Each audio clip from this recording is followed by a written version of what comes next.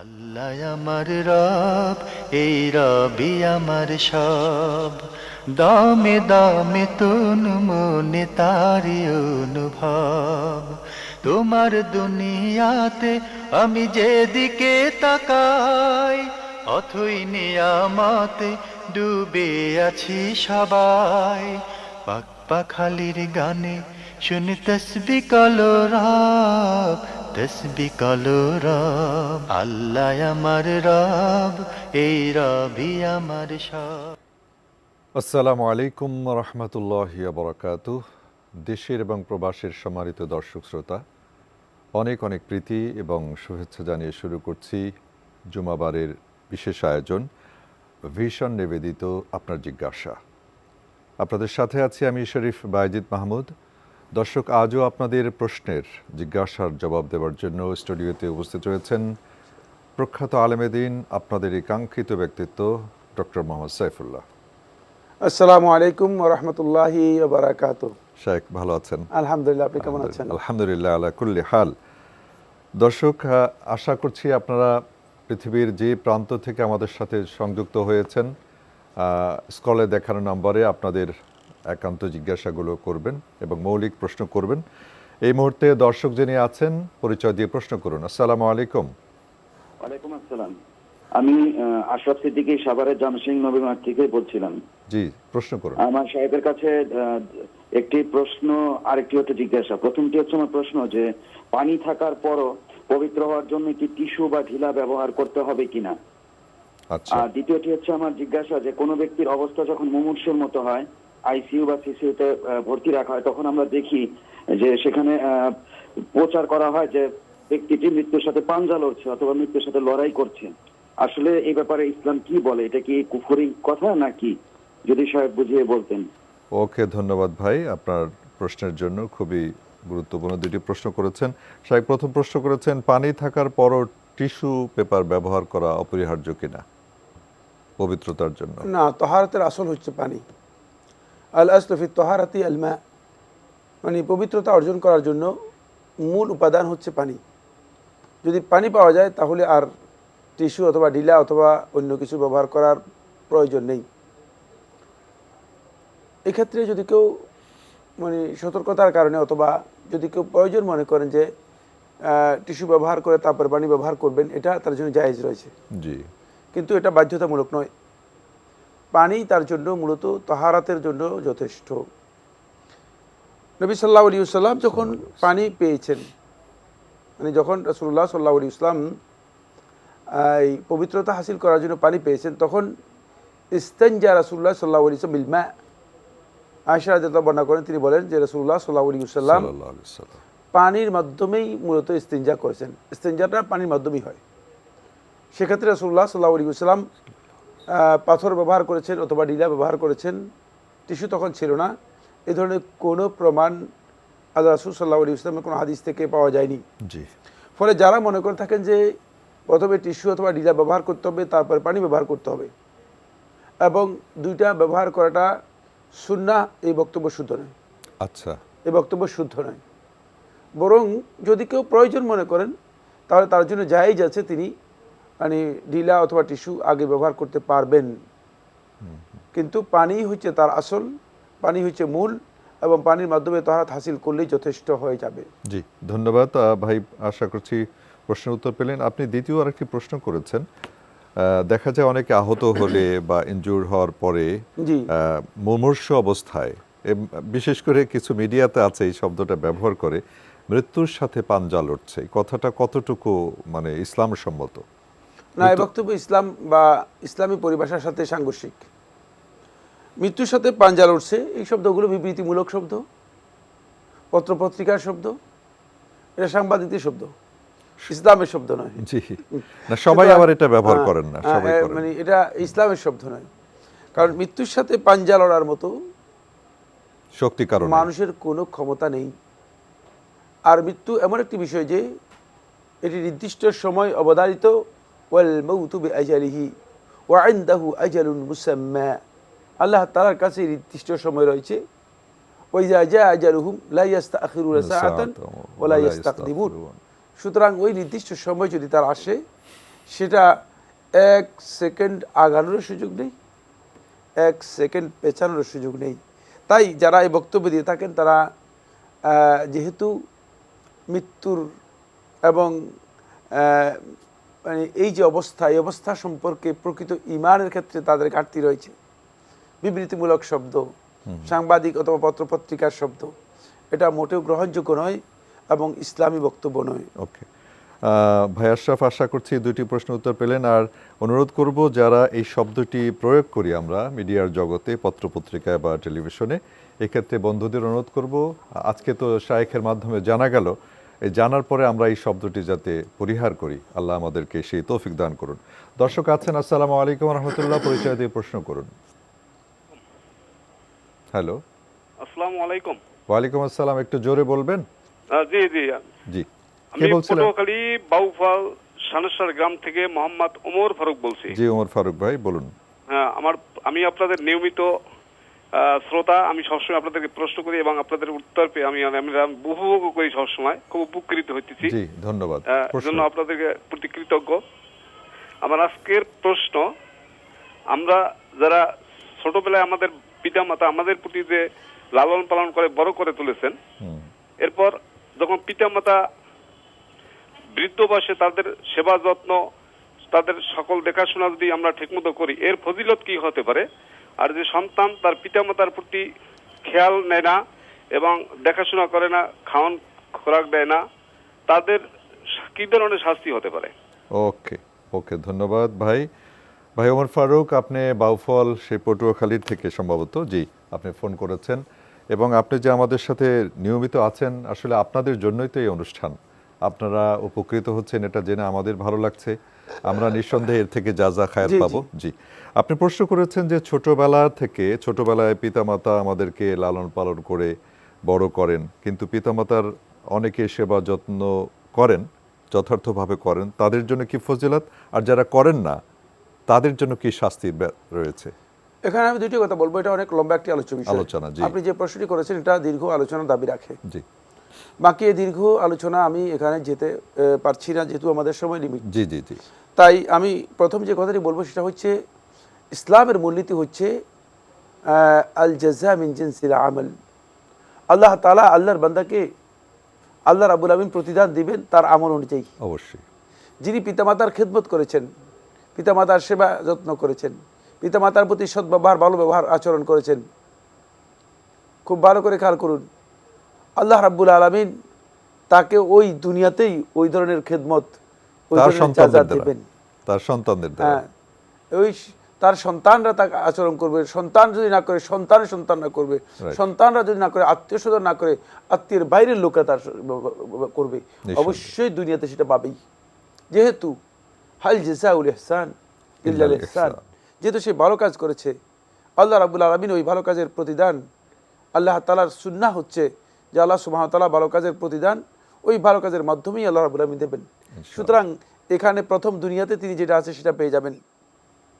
2 নম্বর বিষয় হচ্ছে সেটা হলো এই, যারা কিয়ামতের দিন আল্লাহ রাব্বুল আলামিন যাদেরকে জান্নাতের মর্যাদায় আল্লাহ সুবহানাহু ওয়া তাআলা জান্নাত দিবেন, তাদের মধ্য থেকে মানে সবচেয়ে বেশি মর্যাদা লাভ করবে ওই সমস্ত ব্যক্তিরা যারা বাররুন বিওয়ালিদাইহি, তার পিতামাতার সাথে সদ্ব্যবহার করেছে। পিতামাতার সাথে সদ্ব্যবহারকারী ব্যক্তি যারা জান্নাতে আল্লাহ রাব্বুল আমিন যাদেরকে জান্নাতে প্রবেশ করাবেন, তাদের মধ্যে প্রথম কাতারে যারা আসবে তাদের মধ্যে অন্তর্ভুক্ত হবে। কারণ এই আমলটুকু আল্লাহ তাআলার কাছে খুবই শ্রেষ্ঠ আমলগুলোর অন্যতম। 3টি শ্রেষ্ঠ আমলের মধ্যে এটি হচ্ছে সেকেন্ড। আচ্ছা, মানে এমন আমল যে আমলটি আল্লাহ তাআলার কাছে খুবই পছন্দের এবং প্রিয় আমল।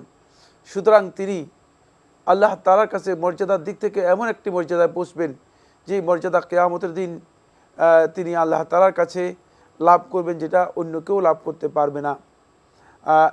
এই কাজটি এই জন্য আল্লাহ তাআলার কাছে প্রিয় হওয়ার কারণে তিনি জান্নাতের এই মর্যাদাটুকু কিয়ামতের দিন আল্লাহ রাব্বুল আলামিনের কাছে লাভ করতে পারবেন। এটা হলো মানে আখিরাতের যে বিষয়, সেই বিষয়টি। আরেকটি বিষয় সেটা হলো এই, হাদিসের মধ্যে এসেছে রাসূলুল্লাহ সাল্লাল্লাহু আলাইহি ওয়াসাল্লাম একটা হাদিসের মধ্যে ইরশাদ করেছেন যে বান্দার রিজিক এবং বান্দার হায়াতের মধ্যে বরকত আল্লাহ রাব্বুল আলামিন অবারিত করেন। আল্লাহ রাব্বুল আলামিন পরিপূর্ণরূপে বরকত এবং রিজিকের মধ্যে আল্লাহ তাআলা প্রাচুর্য দিয়ে দেন যখন আল্লাহর বান্দা তার পিতামাতার প্রতি সদ্ব্যবহার করে থাকে। এর জন্য আল্লাহ রাসূল সাল্লাল্লাহু আলাইহি ওয়াসাল্লাম, সাল্লাল্লাহু আলাইহি ওয়াসাল্লাম, যেহেতু তিনি তার পিতামাতাকে পাননি, রাসূলুল্লাহ সাল্লাল্লাহু আলাইহি ওয়াসাল্লাম তার দুধ মা হালিমা আস-সাদিয়া রাদিয়াল্লাহু তাআলা আনহা এবং তার মা, তিনি মা ডাকতেন, অথচ তিনি আল্লাহ রাসূল সাল্লাল্লাহু আলাইহি ওয়াসাল্লামের দাসী ছিলেন। উম্মে আইমান বারাকা রাদিয়াল্লাহু তাআলা আনহা, তিনি আল্লাহ রাসূল সাল্লাল্লাহু আলাইহি ওয়াসাল্লামের দাসী ছিলেন, আব্দুল্লাহর দাসী ছিলেন। আব্দুল্লাহর পরে আমিনার খেদমতে কাজ করেছেন। আমিনার পরে রাসূলুল্লাহ সাল্লাল্লাহু আলাইহি ওয়াসাল্লামের দাসী ছিলেন এবং রাসূলুল্লাহ সাল্লাল্লাহু আলাইহি ওয়াসাল্লাম নিজে আজাদ করে দিয়েছেন। কিন্তু রাসূলুল্লাহ সাল্লাল্লাহু আলাইহি ওয়াসাল্লাম তাকে মা হিসেবে সম্বোধন করতেন, মা হিসেবে সম্বোধন করতেন। এবং এই একজন নারী যিনি আল্লাহ রাসূল সাল্লাল্লাহু আলাইহি ওয়াসাল্লামের জন্মের দিন থেকে আরম্ভ করে রাসূল সাল্লাল্লাহু আলাইহি ওয়াসাল্লামের মৃত্যু পর্যন্ত পুরা সময় রাসূলুল্লাহ সাল্লাল্লাহু আলাইহি ওয়াসাল্লামের সাথে ছিলেন। জন্মের দিন থেকে শুরু করে আল্লাহ রাসূল সাল্লাল্লাহু আলাইহি ওয়াসাল্লামের 63 বছরের গোটা জীবনটাই তার চোখের সামনে ছিল। তিনি হচ্ছে উম্মে আইমান বারাকা রাদিয়াল্লাহু তাআলা, যাকে জান্নাতের সুসংবাদ রাসূলুল্লাহ সাল্লাল্লাহু আলাইহি ওয়াসাল্লাম দিয়েছেন। এই জন্যই তার কারণ হচ্ছে যারা মায়ের সমপর্যায়ে রয়েছে তাদের সাথে উত্তম আচরণ করলে এই প্রাচুর্য এবং বরকত লাভ করা সম্ভব। জি জি। তো উনি আরেকটি বলেছেন যারা করবে না, তাদের যারা করবে না তারা এর বিপরীত যেটা রয়েছে সেটা অনেক লম্বা আলোচনা, সংক্ষেপ করে দিলাম। এর বিপরীত হচ্ছে এই, তারা দুনিয়াতেই এর জন্য চরম শাস্তি পেয়ে যাবে। জি জি, দুনিয়াতেই চরম শাস্তি পেয়ে যাবে। জি জি। ভাই ওমর ফারুক, আশা করছি শায়েখ অনেক লম্বা আলোচনার বিষয়টি পিতামাতার প্রতি সদ্ব্যবহার, এটার সম্পর্কে কোরআনে স্পষ্ট আয়াতও রয়েছে। তো এই বিষয়টি আপনারা নিজেও আরও পড়াশোনা করে জানবেন, কিন্তু শায়েখ মুখতাসার যে মৌলিক পয়েন্টগুলো বললেন এগুলো আশা করছি আপনি হৃদয়ঙ্গম করতে পেরেছেন। এটি আপনার জন্য, আমাদের সবার জন্য ফায়দামন্দ হবে ইনশাআল্লাহ। দর্শক এই মুহূর্তে কে আছেন? আসসালামু আলাইকুম রহমতুল্লাহ, পরিচয় দিয়ে প্রশ্ন করুন। হ্যালো, ওয়ালাইকুম আসসালাম রহমতুল্লাহ। কে বলছেন ভাইয়া, কোত্থেকে? আমি মোহাম্মদ সুরুল মিয়া বলছিলাম, চট্টগ্রাম। জি, প্রশ্ন করুন। জি হুজুর, হচ্ছে একটু জোরে বলতে হবে, আপনাকে আমরা কম শুনতে পাচ্ছি। জি, আমি বলতেছি যদি স্ত্রী স্বামীকে দেনমোহর টাকা মাফ করে দেয় তাহলে কি পরিশোধ করতে হয় পরবর্তীতে? আচ্ছা, স্ত্রী যদি স্বামীকে দেনমোহর মাফ করে দেয় তাহলে কি পরিশোধ করতে হবে কি, নাই তো প্রশ্ন? জি। ওকে, ধন্যবাদ ধন্যবাদ। শায়েখ প্রশ্ন পেয়েছেন নিশ্চয়ই? প্রশ্ন পেয়েছি, কিন্তু প্রশ্ন বুঝি নাই, আপনি আমাকে বুঝিয়ে দেন। যদি মাফ করে দেয় তাহলে আবার প্রশ্ন কিসের, আবার আদায় করার বিষয় কেন আসলে? সেটাই, এর অর্থ হচ্ছে আসলে মাফ করে দেয় নেই। আর দ্বিতীয়ত, যেই স্বামী দেনমোহর নির্ধারণ করার পরে আদায় না করে মাপ চায়, তার মতো কাপুরুষ অথবা তার মতো অস্বামী আর কেউ হতে পারে, ঠিক না? জি জি। কারণ দেনমোহর তো আপনার হক, স্ত্রীর একটা হক, আপনি স্ত্রীকে আদায় করে দিবেন। আদায় করে দিতে পারলেন না, এরপরে মাফ করে দেই, এই কথাগুলো আমি মনে করে থাকি যে এটি যিনি বলেন তার অন্তপক্ষে মুখটা লজ্জিত হওয়া উচিত। একটু লজ্জিত হওয়া উচিত। খুবই যথার্থ বলেছেন শায়েখ। এমনটা হতে পারে যে বড় একটা অ্যামাউন্ট ধার্য করা হয়েছে, আপনি একটা অংশ পুরো দিলেন কিন্তু কিছুটাই আটকে গেলেন, সেই ক্ষেত্রে হয়তো যাবেন কেন, আপনি ধরতে যাওয়ারই কোনো প্রয়োজন নেই, যেহেতু আপনার হক হচ্ছে আপনি পারবেন যতটুকু ততটুকুই আপনি ধরবেন। আর দ্বিতীয়ত দেনমোহরটা আপনি পরিশোধ করে দেবেন, তাই মাফ করার মাসআলা এখানে আসবে না। যদি মাফ করে তাহলে অবশ্যই দুইজন সাক্ষী থাকতে হবে। আচ্ছা আচ্ছা। অর্থনৈতিক ক্ষেত্রে লিখিত হতে হবে, লিখিত হতে হবে অথবা দুজন সাক্ষী থাকতে হবে। অর্থনৈতিক ক্ষেত্রে অবশ্যই হয়তো লিখিত হতে হবে। আল্লাহ তাআলা যেটা বলছি, ইযা তাদায়ানতুম বিদাইনিন ইলা আজালিন মুসাম্মান ফাকতুবু, এটা হয়তো লিখিত থাকতে হবে, অথবা ফাস্তাশহিদু শাহিদাইনি মিনকুম মিন রিজালিকুম, তোমরা তোমাদের পুরুষদের মধ্যে থেকে দুইজন সাক্ষী গ্রহণ করো। সুতরাং হয়তো আপনার লিখিত থাকতে হবে অথবা আপনার সাক্ষী থাকতে হবে। সুতরাং এই দুইটি যদি থাকে তাহলে আর এই প্রশ্ন আসার সুযোগ নাই যে আবার পরিশোধ করতে হবে কি না। ওকে ভাইয়া, আশা করছি উত্তর পেয়েছেন। আর এই বিষয়টি আমরা যারা স্বামীরা আছি, দুঃখিত স্বামীরা যারা আছে, এই বিষয়টি আমরা মাথায় রাখবো। শায়েখ বলেছেন যে আমরা অতটুকুই দেনমোহর ধার্য করব যেটা আমরা আদায় করতে পারি, এটা আমরা অবশ্যই মাথায় রাখবো ইনশাআল্লাহ। দর্শক কে আছেন এই মুহূর্তে? আসসালামু আলাইকুম রহমতুল্লাহ, পরিচয় দিয়ে প্রশ্ন করুন। ওয়ালাইকুম সালাম। আসসালামু আলাইকুম হুজুর। জি, ওয়ালাইকুম আসসালাম রহমতুল্লাহ। কে বলছেন? মাসুম, কুমিল্লা ধর্মপুর থেকে। জি, দুটি প্রশ্ন হুজুর। প্রথম প্রশ্নটি, নবী মোহাম্মদ সাল্লাল্লাহু আলাইহি সাল্লাম বলেন, ফজরের সুন্নত পৃথিবী এবং এর মধ্যে যা আছে তার চেয়েও দামি। ফজরের সুন্নত পৃথিবী এবং এর মধ্যে যা আছে তার চেয়েও দামি। এই হাদিসটি সম্পর্কে বলবেন মোহাম্মদ সাল্লাল্লাহু আলাইহি সাল্লামের আচ্ছা, ফজরের সুন্নত। আর জি। দ্বিতীয় প্রশ্নটি কোরআন থেকে, সূরা বাকারা আয়াত 188, অধ্যায় 2, সূরা বাকারা আয়াত 188। তোমরা অন্যের সম্পদ অন্যায়ভাবে গ্রাস করিও না, অন্যের সম্পদ গ্রাস করার জন্য বিচারকদের হাতে ঘুষ দিও না। তোমরা অন্যের সম্পদ অন্যায়ভাবে গ্রাস করিও না। গ্রাস মানে কি? আয়াতটিতে কোরআন কি বলতেছে? কোরআন কি বলতেছে? সূরা বাকারা আয়াত 188। ওকে, জি ধন্যবাদ ভাই, আপনি এই দুইটি প্রশ্ন করেছেন। শাইখ প্রথম প্রশ্ন করেছেন, নবী সাল্লাল্লাহু আলাইহি সাল্লাম জি। বলেছেন ফজরের সুন্নত পৃথিবী এবং আসমানের মাঝে যা কিছু আছে তার মধ্যে শ্রেষ্ঠ। এটা হাদিস দ্বারা প্রমাণিত কিনা, বা এটা কোন হাদিসে আছে, এটা কোনো বিষয় আছে কিনা? এটা সহি হাদিস, বুখারী হাদিস। জি। রাকাতাল ফজর খায়রুম মিনাদ দুনিয়া ওয়া মা ফিহা। ফজরের 2 রাকাত সুন্নত, এটা হচ্ছে দুনিয়া এবং দুনিয়াতে যা কিছু আছে সবচেয়ে উত্তম, মানে এর মর্যাদা অনেক বেশি। রাসূলুল্লাহ সাল্লাল্লাহু আলাইহি ওয়াসাল্লাম এর গুরুত্ব এবং শ্রেষ্ঠত্ব যাতে উপলব্ধি করতে পারি আমরা, এই জন্য আল্লাহ নবী সাল্লাল্লাহু আলাইহি ওয়াসাল্লাম ফজরের সুন্নতের ব্যাপারে এই কথা বলেছেন। জি, এখান থেকে ইমাম ইবনে হাজার রাহিমাহুল্লাহ তাআলা এবং ইমাম ইবনে রজব রাহমাতুল্লাহ আলাইহি ফাতুল বারীতে উল্লেখ করেন, তিনি বলেন যে এই হাদিস থেকে বোঝা যায় যে সুন্নতের ফজিলত যদি এটা হয়, তাহলে ফজর সালাতের ফজিলত কত গুরুত্বপূর্ণ। সুবহানাল্লাহ, অনেক এই জন্য গুরুত্ব। ফজর সালাতের ফজিলতের ব্যাপারে আল্লাহ রাসূল সাল্লাল্লাহু আলাইহি ওয়াসাল্লাম থেকে সর্বমোট 12টি রিওয়ায়াত রয়েছে এবং 12টি আলোচনা রয়েছে। মাশাআল্লাহ। তো এটা হচ্ছে মূলত সহিহ হাদিস। জি জি। জি জি, শাইখ প্রসঙ্গত ফজরের সুন্নত, ফজরের ফরজ সালাত শুরু হয়ে গেছে। উনি সুন্নত কি আগে পড়ে নিতে হবে নাকি না, ফরজের সালাত পরে? শুরু হয়ে যাওয়ার পরে তার সুন্নতের পর সুযোগ নেই। সুযোগ নেই। সালাত শুরু হয়ে যাওয়ার পরে তিনি ফজরের সালাতে অংশগ্রহণ করবেন। তিনি সুন্নত পড়তে পারেন না, তিনি পরবর্তীতে মানে সুন্নত আদায় করার জন্য চেষ্টা করবেন। এটা নফল ফরজের হবে, শেষে, ফরজের এটা শেষে। নফল হবে, সুন্নত হবে না। ওই ফজিলতটুকু তিনি পাবেন না। পাবেন না। আচ্ছা, ওই আচ্ছা, ফজিলতটুকু তিনি পাবেন না। আচ্ছা। কিন্তু অনেকেই করেন যে সালাত মানে ফরজ সালাত শুরু হয়ে গেছে, তখন সুন্নত পড়ে নিয়ে তারপরে যতটুকু না, এই পারেন। কাজটি শুদ্ধ নয়। এটা এই কাজটি সুন্নাহ সম্মত আমল নয়, বরং ওকে। এতে সুন্নাহ আদায় করলে গুনাহগার হবে। এটাকে শেখ ইবনে উসাইমিন রাহমাতুল্লাহ তার ফতোয়ার মধ্যে হারাম বলেছেন। আচ্ছা, ফরজ সালাত চলা অবস্থায় যে কোনো ধরনের সালাতের সুন্নত। নিয়ত করা, নিয়ত। সুন্নত সালাতের নিয়ত করা, নফল সালাতের নিয়ত করা, এটা হারাম। সুতরাং নামাজি হবে না। খুবই গুরুত্বপূর্ণ একটি বিষয়। দর্শক যারা এই মুহূর্তে দেখছেন, এটা আমরা অনেক সময় ভুল করে থাকি। এই বিষয়টি আমরা যেন সতর্কতার সাথে আদায় করি সালাত এই ক্ষেত্রে।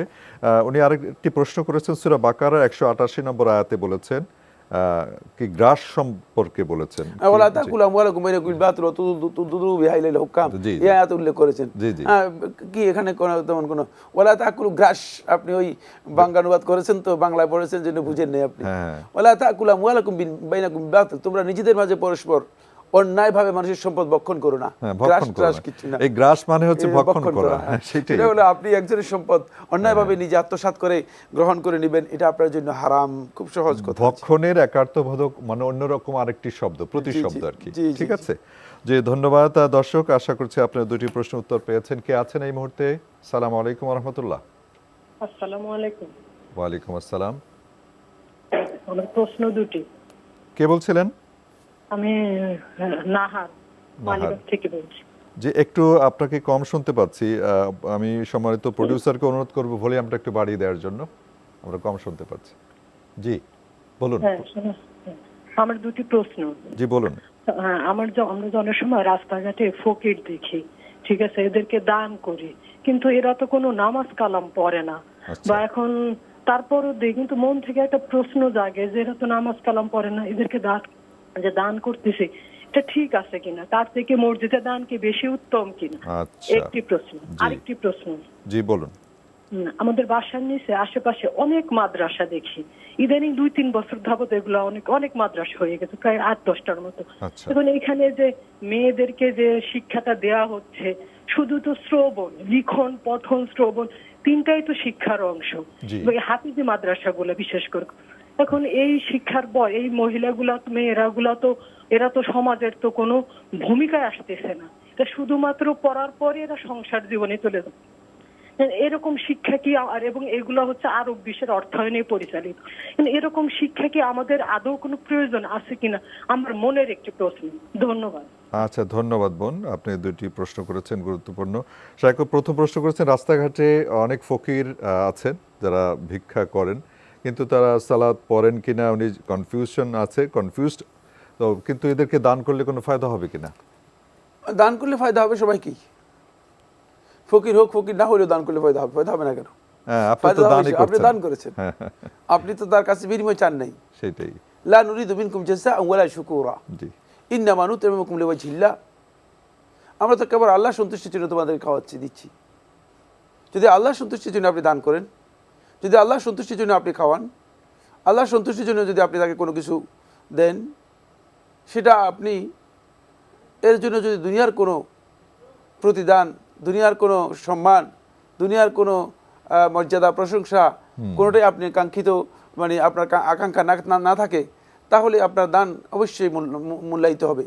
কারণ দান করছেন যার কাছে তার কাছে পৌঁছে গিয়েছে। সুতরাং ওই ব্যক্তির দিকে আপনার তাকানোর প্রয়োজন নেই। বাকি এখানে গুরুত্বপূর্ণ দুটি মাসআলা রয়েছে। এক নম্বর মাসআলা হচ্ছে সেটা হলো এই, এক নম্বর বিষয় হচ্ছে, যদি দেখেন নিশ্চিতভাবে যে এই দানকারী ব্যক্তি যাকে দান করতেছেন আপনি, সেই লোকটা নামাজ রোজা কিছুই পড়ে না এবং ইসলামের সাথে তার সামান্যতম লেশ পরিমাণ সম্পর্ক নেই, তাহলে তাকে দান করা জায়েজ নেই। জি, তাকে দান করা কি নেই, জায়েজ নেই। এই কথার আগের কথার সাথে কোনো সাংঘর্ষিক না, না না, খুব ভালো করে বুঝতে হবে। জি জি জি, মানে কারণ ফিকহের বিষয়গুলো খুবই সূক্ষ্ম, জি জি, এই জন্য আগের কথার সাথে এটা কিন্তু সাংঘর্ষিক নয়। এই ব্যক্তিকে দান করা জায়েজ নেই, তাই আপনি তাকে দান করবেন না, আপনি এড়িয়ে যাওয়ার জন্য চেষ্টা করবেন, মানে এটা আপনার কাজ।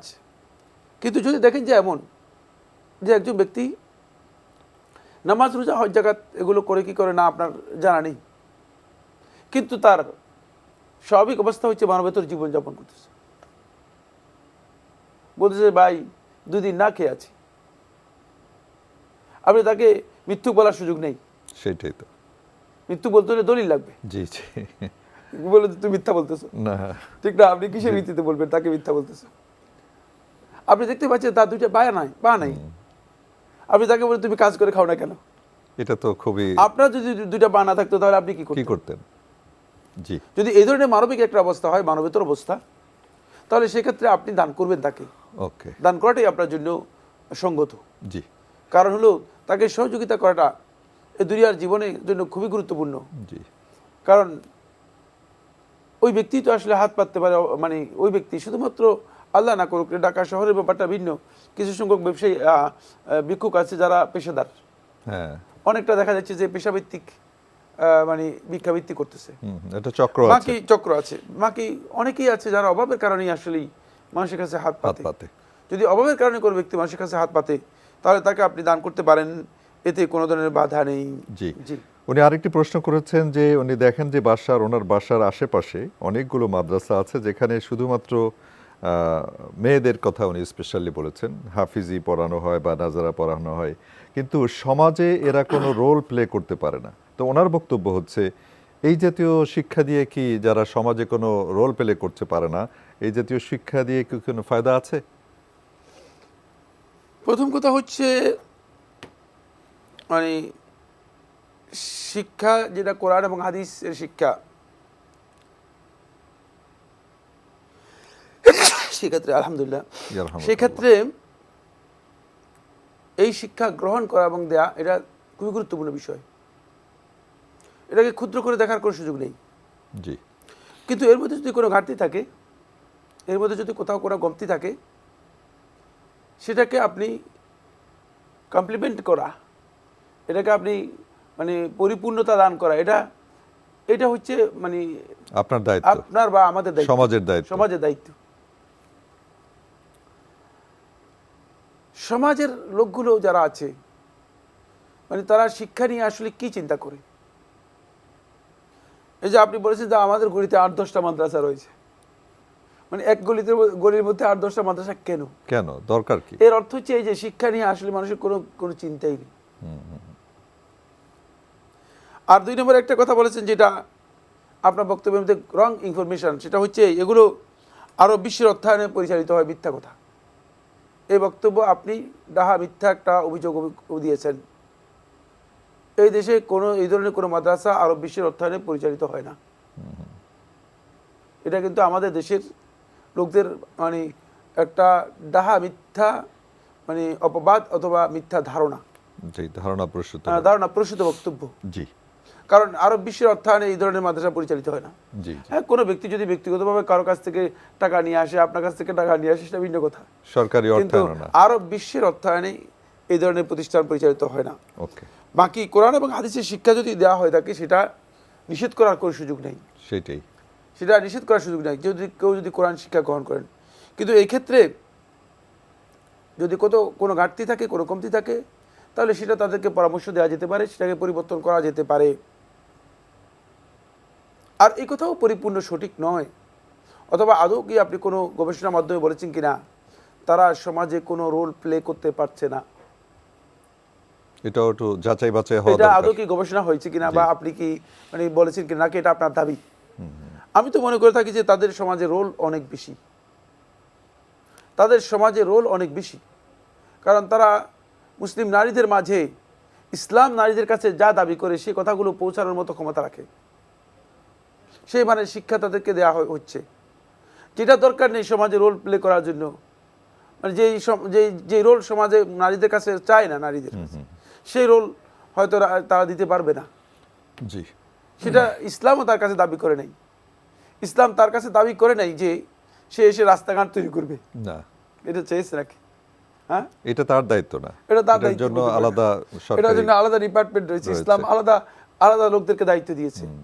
ইসলাম তার কাছে এটা দাবি করে নাই যে সে রাস্তায় এসে মিছিল করবে, এগুলো ইসলাম তার কাছে দাবি করে নেই। সুতরাং যেটা ইসলাম দাবি করে নেই সেটাকে যদি আপনি মনে করেন যে এটা কেন তারা করছে না, তাহলে এই আপনার এই বক্তব্যটাও আসলে যথাযথ হয়েছে বলে আমার মনে হচ্ছে না। জি, ধন্যবাদ বোন নাহার। আপনি যে বিষয়টি বললেন, শায়েখ বিস্তারিত বলেছেন অনেক। তো অবশ্যই আপনার এবং আমাদের প্রত্যেকেরই দায়িত্ব, যদি কোনো অসঙ্গতি দেখেন এই জাতীয় প্রতিষ্ঠানগুলোতে, সেই ক্ষেত্রে আপনি এবং আমরা সবাই মিলে সেটা দৃষ্টি আকর্ষণ করা সংশ্লিষ্ট কর্তৃপক্ষকে। কিন্তু ম্যাটার করে না, সমাজে কোনো ভূমিকা রাখছে না, এই কথাটা পাইকারি দরে বলাটা মনে হয় আমাদের মোটেই ঠিক নয়। দর্শক, আমরা আজকের প্রাসঙ্গিক বিষয় রেখেছি সবর কিংবা শৃঙ্খলা। এই বিষয়ে শায়েখের কাছে জানতে চাব, শায়েখ, সবর এবং শৃঙ্খলা সংক্ষেপে যদি বলতেন কিছু। আলহামদুলিল্লাহ, অত্যন্ত গুরুত্বপূর্ণ একটি বিষয় সবর এবং শৃঙ্খলা। আসলে আল্লাহ সুবহানাহু ওয়া তাআলা মানুষদেরকে সৃষ্টি করেছেন, মানুষদেরকে আল্লাহ রাব্বুল আলামিন দুনিয়ার জীবনে বিভিন্ন ধরনের পরীক্ষা, বালা, মুসিবত, বিপদ আপদ, সমস্যা, সংকট এগুলো দেবেনি। এবং এটা আল্লাহ তাআলার সুন্নাত। এই সুন্নাত থেকে কোনো মানুষের বের হওয়ার কোনো সুযোগ নেই। যখন বিপদ আপদ, বালা, মুসিবত এগুলো আসবে, তখন ইমানদার ব্যক্তিগণ আসলে এখানে তাদের অবস্থানটা কী হবে? ফলে আল্লাহ রাব্বুল আলামিন ইমানদার ব্যক্তিদেরকে একটা সুনির্দিষ্ট শৃঙ্খলা দিয়েছেন। এই শৃঙ্খলার আরেকটি নাম হচ্ছে সবর। আল্লাহ রাব্বুল আলামিন কোরআনে কারীমে সূরাতুল বাকারার 45 নম্বর আয়াতের মধ্যে ইরশাদ করেন, সূরা বাকারা 45 নম্বর আয়াতের মধ্যে ইরশাদ করেন, ওয়াস্তাঈনু বিস-সাবরি ওয়াস-সালাহ। কারণ দুনিয়ার মানুষগুলো যখনই সমস্যার মধ্যে পড়বে, যখনই বিপদের মধ্যে পড়বে, আর এটা মানুষের জন্য অবধারিত একটা বিষয়, হয়তো আল্লাহর পক্ষ থেকে পরীক্ষা হবে, অথবা মানুষ জীবন চলতে গেলেই একটা না একটা মানে ঘাত প্রতিঘাতের মুখোমুখি হবেই হবে। তো এই যে ঘাত প্রতিঘাতের মুখোমুখি হবেন, তাহলে তিনি অস্থির হয়ে গেলে কী লাভ হবে? আদৌ কি তিনি কিছু পাবেন? না, পাবেন না। বরং কি করবেন সেটা আল্লাহ তাআলা আগেই ক্লিয়ার করে দিয়েছেন। ইমানদার ব্যক্তিদেরকে আল্লাহ তাআলা বলেন, ইস্তাঈনু বিস-সাবরি ওয়াস-সালাহ, তোমরা আল্লাহ তাআলার কাছে সাহায্য প্রার্থনা করো দুটি পদ্ধতিতে। আল্লাহর কাছে সাহায্য চাওয়ার পদ্ধতি হচ্ছে দুটি, একটা হচ্ছে সবরের মাধ্যমে, আরেকটা হচ্ছে সালাতের মাধ্যমে। সালাতের মাধ্যমে আমরা আল্লাহর কাছে সাহায্য চাইব, সবরের মাধ্যমে সাহায্য চাইব। খুব ভালো করে লক্ষ্য করুন, আল্লাহ রাব্বুল আলামিন সবরের কথা আগে উল্লেখ করেছেন, সালাতের কথা পরে উল্লেখ করেছেন। এর কারণ হচ্ছে বালা, মুসিবত, বিপদ আপদ, সংকটের মধ্যে সবরটা প্রথম বিষয়। জি, আপনি সালাত আদায় করতে পারবেন না যদি সবর না থাকে। সবর যদি না থাকে তাহলে আল্লাহ তাআলার কাছে আপনি ধর্ণা দিতে পারবেন না, আল্লাহ রাব্বুল আলামিনের ইবাদত করতে পারবেন না। এই জন্য আল্লাহ সুবহানাহু ওয়া তাআলা আগে আপনাকে সবরের শৃঙ্খলা দিচ্ছেন। আর সবরটা আপনাকে ওই বালা মুসিবতের মধ্যে আপনাকে শৃঙ্খলাবদ্ধ করবে, একটা ডিসিপ্লিন আপনার মধ্যে আনবে। আপনি হইচই করবেন না, আপনি অস্থির হবেন না, আপনি কোনো কারণে মানে তাড়াহুড়ো অথবা বাড়াবাড়ি করবেন না, এটা আপনাকে স্থিরতা দেবে। এই কারণেই সবরের সংজ্ঞার মধ্যে মুফরাদাতের মধ্যে ইমাম রাগিব আসফাহানী রহমতুল্লাহ আলাইহি তিনি উল্লেখ করেন, সবরের সংজ্ঞার মধ্যে তিনি বলেন সবর হচ্ছে মূলত হুয়াদিদ্দুল জাযা, অস্থিরতার বিপরীত। হ্যাঁ, অস্থিরতার বিপরীত বিপরীত হচ্ছে সবর। আপনি যখনই কোনো কারণে অস্থির হয়ে গেছেন তাহলে বুঝবেন যে আপনি সবর কি করতে পারেন নাই, সবর করতে পারেন নাই। পারেননি। এই জন্য আল্লাহ রাসূল সাল্লাল্লাহু আলাইহি ওয়াসাল্লাম বাকি আল গারকাদের পাশ দিয়ে যাচ্ছিলেন, যাওয়ার সময় দেখলেন যে এক মহিলা কাঁদতেছে, খুব মানে কান্নাকাটি করতেছে, তার ছেলে মারা গিয়েছে সেই জন্য কান্নাকাটি করতেছে। তখন রাসূলুল্লাহ সাল্লাল্লাহু আলাইহি ওয়াসাল্লাম মহিলাকে লক্ষ্য করে বললেন যে তোমার কি হয়েছে, তুমি কেন কান্নাকাটি করতেছো, তুমি সবর করো, সবর করো, তুমি কান্নাকাটি করো না। মহিলা লক্ষ্য করলেন না, কারণ মহিলা ওই যে তার মধ্যে যে সবরের যেই চেতনা সেটা তার মধ্যে কাজ করে নাই। সে মনে করছে আমার এত মুসিবতের মধ্যে এই আবার কে ওয়াজ করে আমাকে। স্বাভাবিকভাবে আমাদের চেতনা হচ্ছে এই, যেহেতু আমরা বালা মুসিবত বিপদ আপদের মধ্যে থাকলে কেউ যদি আমাকে বলে যে ভাই ধৈর্য ধরেন আল্লাহ তাআলা ভালো দিবেন, বলছে আপনি আল্লাহকে বেশি বুঝেন, আমার চেয়ে বেশি বুঝেন আপনি। হ্যাঁ, মানে মানুষের চেতনাটা হচ্ছে এই জাতীয়, এই লেভেলের চলে গেছে। তখন মহিলা বলে যে মানে তুমি তোমার পথে যাও, আমার উপরে যে মুসিবত আসছে সে তুমি কি জানো। রাসূলুল্লাহ সাল্লাল্লাহু আলাইহি ওয়াসাল্লাম তো চলে গেলেন। লোকেরা মহিলাকে বললেন যে মহিলা তুমি কি করলে, এটা তুমি কাকে কি বললা, তুমি তো আল্লাহ রাসূল সাল্লাল্লাহু আলাইহি ওয়াসাল্লাম এই কথা বলেছো। তখন মহিলা ফিরে আসলেন, এসে বললেন ইয়া রাসূলুল্লাহ আমি তো আপনাকে চিনতে পারি নাই, আমি তো ভুল করে ফেলেছি, আমি গলত বলে ফেলেছি, আমি আপনার সম্মানহানি করে ফেলেছি এবং আপনার বক্তব্য না শুনে আপনার সাথে আমি ধৃষ্টতা পোষণ করেছি, যেটা আমার জন্য উচিত হয় নাই। তখন রাসূলুল্লাহ সাল্লাল্লাহু আলাইহি ওয়াসাল্লাম বললেন ইন্নামাস সাবরু ইনদা সাদমাতিল উলা, তুমি আসলে ভুল কাজ করেছো। সবরটা হচ্ছে যখনই বিপদ আসবে তখনই আপনাকে সবর করতে স্থির হতে হবে যে হ্যাঁ এটাই আল্লাহ তাআলার পক্ষ থেকে আমার জন্য মুকদ্দর, আল্লাহর পক্ষ থেকে আমার জন্য নির্ধারিত, কদ্দারাল্লাহু মা শাআ ফাআল, এটা আল্লাহ তাআলা নির্ধারণ করেছেন এবং আল্লাহ তাআলা যেটা ইচ্ছা করেন সেটাই হয়। সুতরাং এটা আমাকে করতে হবে। একটি হাদিস শুধু বলবো, ইমাম মুসলিম রাহিমাহুল্লাহ তাআলা আবু মালিক আশআরী রাদিয়াল্লাহু আনহু বর্ণনা করেন, তিনি বলেন রাসূলুল্লাহ সাল্লাল্লাহু আলাইহি ওয়াসাল্লাম হাদিসে ইরশাদ করেছেন আস-সালাতু নূর, সালাত হচ্ছে নূর, আলো। এইজন্য আল্লাহর বান্দারা যদি নিয়মিত সালাত আদায় করে তাহলে আপনি তার মুখের মধ্যে চোখের মধ্যে নূর দেখতে পাবেন। সুবহানাল্লাহ। 2 নম্বর রাসূলুল্লাহ সাল্লাল্লাহু আলাইহি ওয়াসাল্লাম বলেন ওয়াস সাদাকাতু বুরহান, আর সাদাকা দান এটা হচ্ছে বুরহান, এটা হচ্ছে ঈমানের দলিল, ঈমানের দলিল, ঈমানের দলিল বুরহান। আপনার ভিতরে আসলে ঈমান আছে কিনা শুধু মুখে দাবি করলে চলবে না, পকেট থেকে টাকা বের করতে পারেন কিনা এটা হলো ঈমান, ঈমানের দলিল। তারপরে রাসূলুল্লাহ সাল্লাল্লাহু আলাইহি ওয়াসাল্লাম বলেন ওয়াস সাবরু দিয়া, খুবই গুরুত্বপূর্ণ। আর সবর, যদি আল্লাহর বান্দা বালা মুসিবত বিপদ আপদ সংকটের মধ্যে যদি সে সত্যিকার নিজেকে শৃঙ্খলাবদ্ধ করতে পারে, সবর করতে পারে, এটা দিয়াউন, এটা হচ্ছে তার জন্য আলোক ঔজ্জ্বল্য। হ্যাঁ, মানে এটা তাকে মূলত প্রশংসার জায়গায় নিয়ে যায়, সৌন্দর্যের জায়গায় নিয়ে যায়, মার্জিত অবস্থানে তাকে নিয়ে যায়। এই হাদিস থেকে স্পষ্ট আমরা বুঝতে পেরেছি যে সবরটা অত্যন্ত মর্যাদাপূর্ণ। ফলে রাসূলুল্লাহ সাল্লাল্লাহু আলাইহি ওয়াসাল্লাম ঈমানকে দুই ভাগে ভাগ করেছেন। কয় ভাগে ভাগ করেছেন? দুই ভাগে ভাগ করেছেন। বলেছেন ওয়াস-সাবরু রিসফুল ঈমান, আর সবরটা হচ্ছে ঈমানের অর্ধেক। সুবহানাল্লাহ। আমরা সুযোগ হলে আরো আলোচনা আসব, দর্শক আছেন, জাযাকাল্লাহু খায়রান। দর্শক আমরা এতক্ষণ প্রাসঙ্গিক বিষয় সবর নিয়ে সংক্ষিপ্ত আলোচনা শুনছিলাম। শায়েখ অনেক মূল্যবান কথা বললেন, আশা করছি আমরা এটি আমলে নেওয়ার চেষ্টা করব। আল্লাহ আমাদের সেই তৌফিক দান করুন। আর দর্শক এই মুহূর্তে যিনি আছেন আপনার পরিচয় দিয়ে প্রশ্ন করুন। আসসালামু আলাইকুম ওয়া রাহমাতুল্লাহ। ওয়ালাইকুম আসসালাম, আমি মোহাম্মদ ইউসুফ আলী বলছিলাম চট্টগ্রাম থেকে। জি ইউসুফ আলী ভাই, প্রশ্ন করুন। ধন্যবাদ। আমার প্রথম প্রশ্ন হচ্ছে, মানুষ মারা গেলে যে খাটিয়াতে বহন করে আমরা জানাজার মাঠে নিয়ে যাই, ওইটা অনেক সময় দেখা যায় কাঠের তৈরি হয়, অনেক সময় দেখা যায় এসএস, অনেক সময় দেখা যায় লোহার। তো আমি জনৈক শায়েখের মুখে শুনেছি মানে আপনার স্টিল অথবা এসএস এগুলো হচ্ছে জাহান্নামের একটা ধাতু, আর কাঠ হচ্ছে জান্নাতের একটা উপকরণ। তো সেই ক্ষেত্রে মানে খাটিয়াটা কিসের তৈরি হবে সেটার কোনো শরীয়তের অথবা কোরআন হাদিসের কোনো নির্দেশনা আছে কিনা? আচ্ছা। আর আমার দ্বিতীয় প্রশ্ন হচ্ছে যে আমি যে অ্যাপার্টমেন্টে বসবাস করি ওইটার টপ ফ্লোরে একটা ইবাদতখানা আছে, ওখানে আমি 5 ওয়াক্ত নামাজ দোয়া করি।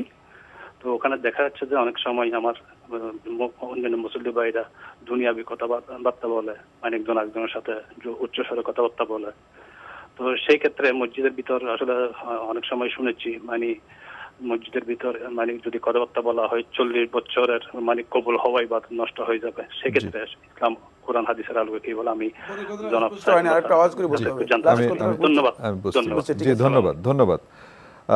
ভাই ইউসুফ আলী দুটি প্রশ্ন করেছেন।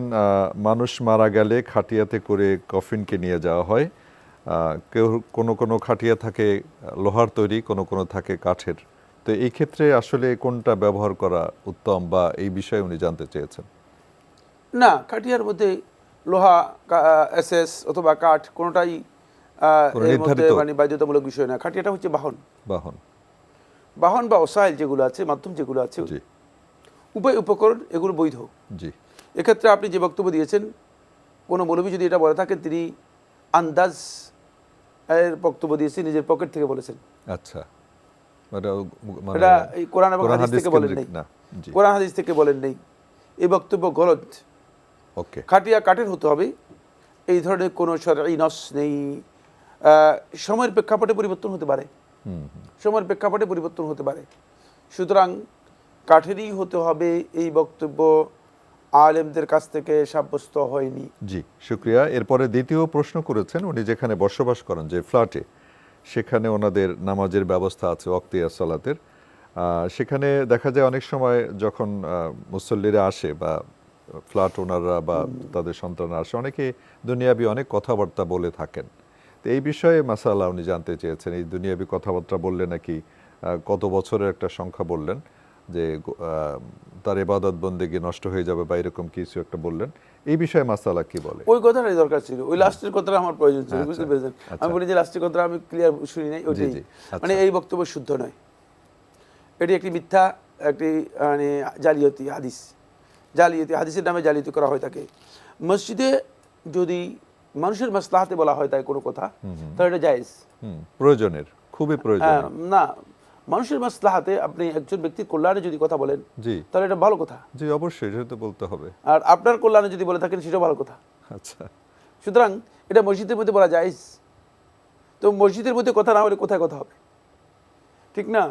সুতরাং মসজিদের মধ্যে ভালো কথা যদি হয় থাকে, সেটা বলা জায়েজ। মসজিদের মধ্যে যেটা জায়েজ নেই, সেটা হচ্ছে মসজিদের মধ্যে বেচাকেনা জায়েজ নেই, বেহুদা কথা। মসজিদের মধ্যে বাজারের মতো হইচই করা জায়েজ নেই, যেটা রাসূলুল্লাহ নিষেধ করেছেন, সরাসরি হাদিস রয়েছে, ওয়া ইয়াকুম ওয়া হাশাতিল আসওয়াক ফিল মাসাজিদ, মসজিদের মধ্যে তোমার বাজারের মতো হইচই করতে পারবে না। এরপর মসজিদের মধ্যে কোনো বস্তু এনে বাজার জমানো, বিক্রি করা, এটা হারাম, এটা নিষিদ্ধ। মসজিদের মধ্যে এই জিনিসগুলো নিষিদ্ধ।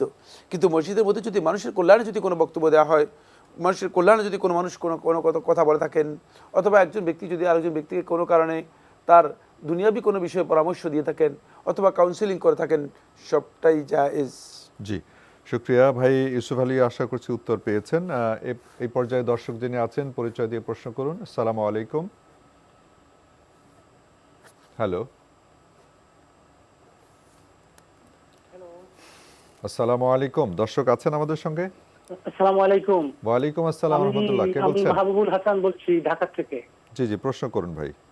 আমার প্রশ্ন হলো যে, শাইখের কাছ থেকে যেগুলো উত্তর পাই, সেগুলো দিয়েই তো জীবনের যে সমস্যাগুলা সমাধান হচ্ছে এখন, ইসলামিক সমস্যাগুলোর, যেটা এই জন্য অসংখ্য ধন্যবাদ শাইখকে, আপনাকেও ধন্যবাদ। আচ্ছা, এটা জাতির জন্য একটা বিশাল কল্যাণকর ব্যাপার। ওকে, শুকরিয়া। আমার প্রশ্ন হলো যে, আমি দুই হাঁটুর প্রচন্ড ব্যথায় গত 10-12 বছর থেকে ভুগছি। এখন আমার পক্ষে নামাজ পড়া খুবই কঠিন হয়ে যায় চেয়ারে বসে। এতদিন চেয়ারে বসে নামাজ পড়তাম, এখন মসজিদের লোকজন বলে না চেয়ারে বসে ঠিক না, বিভিন্ন ধরনের কথাবার্তা। এখন কি ফ্লোরে বসে নামাজ পড়বো না চেয়ারেই কন্টিনিউ করবো? ফ্লোরে কিন্তু বসতে পারি, আত্মাহিতুর মতো করে পারি না, বাট এমনি পা ছড়িয়ে বসতে পারি বা হাঁটু করে আসন করে বসতে পারি। এখন কি আমি কন্টিনিউ করবো চেয়ারে, নাকি আমি ফ্লোরে বসে নামাজ পড়বো? ওকে, শুকরিয়া। আমার জন্য খুব কষ্টকর, ডাক্তারের নিষেধ আছে। ওকে, শুকরিয়া ভাই, ধন্যবাদ আপনাকে। জুম্মার নামাজে মসজিদে ঢুকে যে 2 রাকাত নামাজ পড়লাম, যে তাহিয়াতুল মসজিদ, দাঁড়াতে পারেন কিনা জিজ্ঞেস করুন। আপনি কি দাঁড়াতে পারেন ভাই? আপনি কি দাঁড়াতে পারেন? দাঁড়াতে পারেন? হ্যাঁ, দাঁড়াতে পারি, কিন্তু অনেকক্ষণ দাঁড়াতে পারি না। আচ্ছা, 5-10 মিনিট দাঁড়ালেই পা ভার হয়ে যায়। ভাঁজ আর হয়ে যায়। নামাজের জুম্মার নামাজের আগে পরে কি কি নামাজ পড়তে হবে? জুমার নামাজের আগে পরে। ওকে, শুক্রিয়া ভাই। এটা সম্বন্ধে জানতে জি, চাই। Thank you, শুক্রিয়া। অনেক ধন্যবাদ আপনাকে। ধন্যবাদ। জি, আপনি প্রথমত হলো এই অনুষ্ঠান সম্পর্কে বলেছেন, শায়েখ সম্পর্কে বলেছেন যে এই অনুষ্ঠান থেকে অনেক উপকৃত হচ্ছেন, আর শায়েখের যে আনসার থেকে আপনি আলোকিত হচ্ছেন। ভাইজান, একটা কথা আমরা বিনয়ের সাথে বলি, দর্শক আপনারা আলোকিত হবেন, উপকৃত হবেন, এই জন্যই তো এনটিভি এই আয়োজন করেছে। আপনার এই কথা জেনে আমাদেরও ভালো লাগছে। শায়েখকে আমরা আপনার দোয়া জানিয়ে দিলাম, তিনি নিশ্চয়ই আপনার জন্য দোয়া করবেন, আমাদের জন্য দোয়া করবেন, আমাদের এই পুরা টিমের জন্য দোয়া করবেন, এনটিভির জন্য দোয়া করবেন। আপনি প্রশ্ন করেছেন যে ব্যথার কারণে চেয়ারে নামাজ পড়তে হয়, ফ্লোরে বসলে উনি পা ভাঁজ করে নামাজ পড়তে ওনার কষ্ট হয়, কিন্তু দাঁড়াতে পারেন, এই ক্ষেত্রে উনি কি করবেন? ধন্যবাদ। প্রথম কথা হচ্ছে, আপনি সালাত শুরু করবে দাঁড়িয়ে, ফরজ সালাত। নফল সালাত আপনি চেয়ারে বসে পড়তে পারেন, নিচে বসে পড়তে পারেন। নফল সালাতের মাসআলা এখানে আলোচনা হবে না। নফল সালাত বসে আদায় করা জায়েজ। আছে। সুতরাং নফল সালাত যদি কেউ চেয়ারে বসে আদায় করে থাকেন, চেয়ারে বসে আদায় করতে পারবেন, অথবা নিচে বসে আদায় করতে পারবেন, দুটোই জায়েজ। জি। আমরা যে মাসআলাটি আলোচনা করব সেটা হচ্ছে ফরজ সালাত। শুধুমাত্র ফরজ সালাতের ক্ষেত্রে যেহেতু আপনি দাঁড়াতে পারেন, সুতরাং আপনার দাঁড়ানোর এই হুকুমটুকু সাকেত হবে না, বাদ যাবে না। দাঁড়াবেন, আপনি অবশ্যই দাঁড়াবেন, যতক্ষণ দাঁড়াতে পারেন ততক্ষণ দাঁড়াবেন। আর যখন দেখতেছেন দাঁড়াতে পারতেছেন না, তখন আপনি চেয়ারে বসে যাবেন, চেয়ারে বসে যাবেন। আর যদি বাকি অংশগুলো যেগুলো করতে পারেন সেগুলো করবেন, যেটা করতে পারেন না সেটা আপনি চেয়ারে বসে যেভাবে পারেন সেভাবে করবেন, যেভাবে পারেন সেভাবে করবেন। সহজ, খুবই সহজ, যেভাবে পারেন সেভাবে করবেন, একেবারেই ইজি। ইসলাম হচ্ছে আদ-দীন ইউসর, দিন হচ্ছে সহজ। ওয়ামা জাআলা আলাইকুম ফিদ-দীনি মিন হারাজ, আল্লাহ তাআলা দ্বীনের মধ্যে কোনো জিনিস তোমাদের জন্য কাঠিন্য আরোপ করেন নাই, কঠিন কিছুই নেই এখানে। সুতরাং ইমাম শাফি রহমতুল্লাহ এই কয়েকটি আয়াতকে সামনে রেখে একটা মূলনীতি উল্লেখ করেছেন, যেটা পৃথিবীর সমস্ত ওলামায়ে কেরাম এই মূলনীতি এবং এই কায়দার এই ম্যাক্সিমের উপর ঐক্যমত পোষণ করেছেন। সেটা হচ্ছে ইজা দাকাল আমরু তাসা, যখন কোনো কারণে কোনো বিষয়ে মানুষের জন্য কষ্টকর হয়ে যায়, ইসলাম সেটা ছেড়ে দেয়। সুবহানাল্লাহ, কি সহজ সহজ। অথচ আমরা এটাকে অনেকে কাঠিন্য, ইসলামকে কঠিন করে ফেলি। যারা জানে না তারা এটাকে না জানার কারণে ইসলামটাকে কঠিন করে দিচ্ছে। জি, শুকরিয়া, জাযাকুমুল্লাহ। ভাই, আশা করছি আপনি আরো এখন আশ্বস্ত হলেন। কে কি বললো, পাছে লোকে কিছু বলে, এদিকে মন দিয়ে কোনো কাজ নেই, প্রয়োজন নেই। আপনি শায়েখ যে পরামর্শ দিলেন, যখনই আপনি দাঁড়িয়ে শুরু করবেন, ফরজ সালাতের প্রসঙ্গে বলেছেন, কিন্তু যখনই কষ্ট হবে আপনি বসে যাবেন এবং যতটুকু পারেন সেটা দাঁড়িয়ে করবেন। ওকে, এরপরে আপনি আরেকটি প্রশ্ন করেছেন যে জুমার সালাতের আগে এবং পরে, ফরজের আগে এবং পরে কি কি সালাত রয়েছে বা ইবাদত বন্দেগী করতে পারেন? জুমার সালাতের আগে কোনো সালাত নেই। জুমার সালাতের আগে কোনো ধরনের কাবলিয়া বলতে কিছুই নেই। কাবলাল জুমা বলে জুমার সালাতের আগে নির্দিষ্ট কোনো সালাত নেই। জুমার সালাতের আগে যদি কেউ মসজিদে উপস্থিত হন, তাহলে তিনি প্রথমে 2 রাকাত তাহিয়াতুল মসজিদ পড়ে মসজিদে বসবেন, এটাই যথেষ্ট। যদি তিনি মনে করেন যে না, তিনি কিছু নফল সালাত আদায় করবেন, এই সময় নফল সালাত আদায় করা যেতে পারে এবং সালাফদের আমল সাব্যস্ত হয়েছে। জি, সলফে সালেহিনের আমল সাব্যস্ত হয়েছে। এই সময় সলফে সালেহিনগণ নফল সালাত আদায় করতেন। জি, ফলে কেউ যদি নফল সালাত আদায় করেন, তাহলে তিনি নফল সালাত আদায় করতে পারবেন, তবে সেটা ইমাম সাহেব আসা পর্যন্ত। ইমাম সাহেব আসার পরে আদায় করলে সুন্নাহ পরিপন্থী আমল হবে, বরং বেদাত হবে, বৈধ হবে না। জি, খেয়াল রাখতে হবে। আর জুমার সালাতের পরে 2 রাকাত অথবা 4 রাকাত আপনি সালাত আদায় করতে পারেন। 2 রাকাতও আদায় করতে পারেন, 4 রাকাতও আদায় করতে পারেন। এটা কি বাদাল জুমা বা এরকম? জুমার পরে। জি, জুমার পরে আদায় করবেন। জি। এই মুহূর্তে দর্শক যিনি আছেন, পরিচয় দিয়ে প্রশ্ন করুন। আসসালামু আলাইকুম ওয়া রাহমাতুল্লাহ। আসসালামু আলাইকুম। ওয়ালাইকুম আসসালাম। কে বলছেন বোন, কোত্থেকে? জি, আমার একটি প্রশ্ন ছিল। জি, বলুন। সেটি হচ্ছে কার্টুন আঁকা কি জায়েজ ইসলামের দৃষ্টিতে? কারণ এদিকে অনেকের প্রতিভা থাকে, তো অনেক ইসলামিক স্কলাররা বলছে যে এটা অ্যানিমেটর হওয়া জায়েজ আছে, আবার অনেক ইসলামিক স্কলাররা বলে এটা জায়েজ না। এখন এটা কি ক্যারিয়ার হিসেবে দেওয়া যাবে? কার্টুনে আবার বাদ্যযন্ত্র অ্যাড করতে হয়, ভয়েস অ্যাড করতে হয়, এখন কার্টুন অনেক রকমেরই আঁকতে হয়। এখন কার্টুনটা কি ক্যারিয়ার হিসেবে জীবন নেওয়া যাবে ইসলামের দৃষ্টিতে? ক্যারিয়ার কি জায়েজ আছে? অনেক ইসলামিক স্কলাররা এটাতে দ্বিমত পোষণ করেছে। ওকে, ওকে, আর কোনো প্রশ্ন আপনার? না, ওকে, না, ধন্যবাদ। আপনি আমাদের সঙ্গে থাকুন।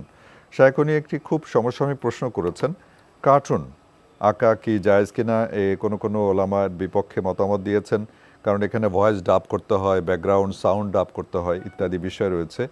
এটা কি প্রফেশন হিসাবে নেওয়া যাবে কিনা, এটা যদি দাওয়ার জন্য ব্যবহৃত হয় কোনো কন্টেন্ট, সেটা আমি একটু যুক্ত করলাম আর কি, আপনি যদি বলতেন এটা বিষয়। আসলে প্রথম কথা হচ্ছে, কার্টুন যদি এমন হয় যে এটা সুনির্দিষ্ট কোনো মানুষ অথবা কোনো প্রাণীর সরাসরি ছবি না হয়, অথবা মানে এটা ছবি হিসেবে বিবেচিত হয় না এমন কিছু হয়। ইবনে আবি শাইবা রাহিমাহুল্লাহ তাআলা তার মুসনাফের মধ্যে উল্লেখ করেন, তিনি বলেন যদি চোখ দুটো মুছে দেওয়া হয়, অথবা কান মুছে দেওয়া হয়, অথবা মুখ মুছে দেওয়া হয়, অথবা মনে করেন তার অবয়বের মধ্যে মানে স্বাভাবিক যে অবয়ব আছে সে অবয়ব ছাড়া অন্য কোনো অবয়ব তৈরি করা হয়, তাহলে এটা মূর্তির পর্যায়ে পড়বে না। সুতরাং এই ধরনের কার্টুন ইসলামী শরীয়তে বৈধ। এই ধরনের কার্টুন ইসলামী শরীয়তে আঁকা অথবা তৈরি করা এটা বৈধ। এবং এর মধ্যে যদি আপনি শব্দ সংযোজন করেন সেটাও করা যেতে পারে, এটা হারাম বা নিষিদ্ধ বিষয় নয়। জি, তবে তিনি এই মাসালা উল্লেখ করেন, তিনি যেটা উল্লেখ করেন সেটা হচ্ছে এটাকে কেরিয়ার হিসেবে গ্রহণ করা যাবে কিনা, প্রফেশন হিসেবে এই কাজকে গ্রহণ করা ইসলামী শরিয়া অনুমোদন দেয় না। আচ্ছা, দুটার মধ্যে পার্থক্য হচ্ছে এই জায়গায়, কারণ প্রফেশন হিসেবে যদি আপনি এই কাজটাকে গ্রহণ করেন তাহলে আপনি মানে এই জিনিসটাকেই আপনার উপায় উপার্জন সব কিছুর মানে একমাত্র অবলম্বন করে ফেলবেন। এটা যদি কোনো ব্যক্তির মানে পার্ট টাইম কাজ হয় অথবা মানে প্রাসঙ্গিক কাজ হয় তাহলে হতে পারে। জি, কিন্তু যেহেতু এই বিষয় নিয়ে আলেমদের মধ্যে বিতর্ক আছে, যথেষ্ট ইখতিলাফ রয়েছে, নাই যে আমি কথা বলছি না, ফলে এই কারণে এটাকে কেরিয়ার হিসেবে গ্রহণ করা অথবা প্রফেশন হিসেবে গ্রহণ করা এটা বৈধ নয়। কারণ বৈধ প্রফেশন যেগুলো আছে সেগুলো আপনি অবলম্বন করে আপনি একটা টাইম যদি এর জন্য ব্যয় করেন অথবা একটা টাইম যদি পার্ট টাইম কাজ করেন তাহলে এটা আপনি করতে পারবেন অথবা আপনি আপনার জন্য মানে বৈধ আছে। জি, কিন্তু যদি আপনি এটাকেই মানে প্রফেশন হিসেবে নেন তাহলে আপনার উপার্জনটা পুরোটাই মানে কোনো এক জায়গায় মনে হয় যেন সন্দেহের একটা জায়গায় মানে আছে, আচর লেগে থাকে। সুতরাং সন্দেহের ওই জায়গাটা ইসলাম একেবারেই এলাও করে না। দা মা ইয়ারিবুকা ইলা মা লা ইয়ারিবুক, রাসূলুল্লাহ সাল্লাল্লাহু আলাইহি ওয়াসাল্লাম হাদিসের মধ্যে বলেছেন যে জায়গাটা তোমার সন্দেহের আছে এটাকে পরিহার করো। আচ্ছা, ইলা মা লা ইয়ারিবুক, ওই জায়গায় যাও যেখানে সন্দেহের জায়গা নেই। সুতরাং উপার্জনের জন্য আপনি নিঃসন্দেহের মানে সন্দেহ মুক্ত হতে হবে। আর এটা যেহেতু মানে ইসলামী শরীয়তের মধ্যে আলেমদের বক্তব্য রয়েছে, মানে আলেমদের মধ্যে কেউ কেউ জায়েজ বলেছেন, সুতরাং এটাকে আপনি যদি পার্ট টাইম হিসেবে নিতে পারেন আপনার জন্য এটা নেওয়া বৈধ হতে পারে। জি শাইখ, আমি আপনার পার্ট টাইম হিসাবে আমি বলছি একটু সংযুক্তি, যে একটা অফিস তারা অনেক কাজ করছে, পাশাপাশি একটা উইং এরকম থাকলো, সেখানে যারা কাজ করছে এবং এটা দাওয়ামূলক কাজ করছে, বাচ্চাদেরকে দিনের দাওয়া পৌঁছানোর জন্য এটা মাধ্যম হিসেবে ব্যবহার করছে, এটা তো আপনার এই পার্ট টাইমের মতনই কিন্তু হচ্ছে নাকি? আমি ক্লিয়ার বলে দিয়েছি, ক্লিয়ার যে প্রফেশন হিসেবে সেটা গ্রহণ করবে না, যদি সে পার্ট টাইম কাজ করে সেটা তার জন্য বৈধ হতে পারে। ওকে, ধন্যবাদ বোন, আশা করছি আপনি প্রশ্নের উত্তর পেয়েছেন। এই পর্যায়ে কে আছেন? আসসালামু আলাইকুম ওয়া রাহমাতুল্লাহি ওয়া বারাকাতুহু। আসসালামু আলাইকুম। আমি একটু একটা প্রশ্ন করতে চাচ্ছিলাম। জি জি। প্রশ্নটা হচ্ছে, আমার এক রিলেটিভসের ছেলে, ও হচ্ছে ফ্যামিলিতে না জানিয়ে বিয়ে করে ফেলছে 1 বছর আগে। আপনার ছেলে? আপনার ছেলে? না, আমার ননদের ছেলে। তো বিয়ে করে, হ্যালো জি শুনছি, বলুন। হ্যাঁ, তো 1 বছর আগে বিয়ে করছে, করার পরে এখন ফ্যামিলিতে যখন জানানো হয়েছে সে বিয়ের কথাটা হাইড করছে আর কি, লুকিয়ে এখন সে নতুন করে ফ্যামিলিকে সে একসাথে করছে যাতে ওই মেয়ের বাড়ির ফ্যামিলির সাথে কথা বলে আবার বিয়ের ব্যবস্থা করা হয়। কিন্তু এটা শুধু 1-2জনকে জানানো হয়েছিল, যেটা এখন আসলে কি আবার নতুন করে কি বিয়ে করানো যাবে নাকি ওই বিয়েটাই বৈধ থাকবে? বা মানে আমার জানার ইচ্ছা যে একবার তো বিয়ে করে ফেলছে, আবার কি বিয়ে করার ইচ্ছা অনুযায়ী কি হবে কিনা। আচ্ছা, আমি একটা জিনিস একটু ক্লিয়ার হতে চাই, এই ব্যক্তি যার কথা বললেন সে আপনার সম্পর্কে কি হয়? আমার ননদের ছেলে। ননদের ছেলে, আচ্ছা। জি ধন্যবাদ বোন, আমাদের সঙ্গে থাকুন। যে শাইখ, আপনি প্রশ্ন পেয়েছেন আশা করি, যে 1 বছর আগে ননদের ছেলে না জানিয়ে, পরিবারকে না জানিয়ে বিয়ে করেছেন, কিন্তু এখন তারা চাচ্ছে, হয়তো তাদের বোধোদয় হয়েছে যে হয়তো শ্বশুরের ফ্যামিলি জানতো, আমি যতটুকু বুঝতে পারলাম, এখন চাচ্ছে দুই ফ্যামিলির সমন্বিতভাবে আবার নতুন করে বিয়েটা করতে হবে কিনা। না, নতুন করে আগদের কোনো বিষয় নেই। যদি নতুন করে আগ করানো হয় থাকে এতেও কোনো বাধা নেই। আচ্ছা, তবে নতুন করে আগ করার কোনো বিষয় এখানে নেই। জি, ওকে ওকে। বোন, আশা করছি উত্তর পেয়েছেন। দর্শক আছেন এই মুহূর্তে আমাদের সঙ্গে। আসসালামু আলাইকুম। হ্যালো, আসসালামু আলাইকুম। কেউ কে আছেন? জি জি জি, কে বলছেন, কোত্থেকে ভাইয়া? আমি মোহাম্মদ আনোয়ার আলী বলছি, রাজশাহী থেকে। জি, আনোয়ার আলী ভাই, প্রশ্ন করুন। আমি আর দুটি প্রশ্ন। একটু জোরে বলতে হবে ভাইয়া, জোরে শোনা যাচ্ছে কম। আমার দুটি প্রশ্ন। জি, প্রথম প্রশ্নটা হচ্ছে, যদি আমি কোরআন তেলাওয়াতরত অবস্থায় থাকি, এমন অবস্থায় মসজিদে আজান হয়, তাহলে কি আমাকে তাৎক্ষণিক তেলাওয়াত বন্ধ করে আজানের জবাব দিতে হবে, নাকি আমি বিরাম চিহ্ন পর্যন্ত মানে আয়াতটা শেষ করে আজানের জবাব দিতে পারি? ওকে, এক নম্বর প্রশ্ন। দুই নম্বর প্রশ্ন, ইশরাকের নামাজের বিষয়ে প্রশ্নটা হচ্ছে, মসজিদে ফরজ নামাজ পড়ার পর সেখানে বসে ইবাদত করার মতন পরিবেশ থাকে না। সেখানে এই আপনার ফাজাইলে আমল সংক্রান্ত বিভিন্ন রকম আলোচনায় বসে করে, এবং সেখানে আসলে পরিবেশ পায় না। যার জন্য আমি ফরজ নামাজটা পড়ে যদি দোয়া কালাম পড়তে পড়তে বাসায় আসি, বাসাটা আমার মসজিদের সঙ্গে অ্যাটাচড।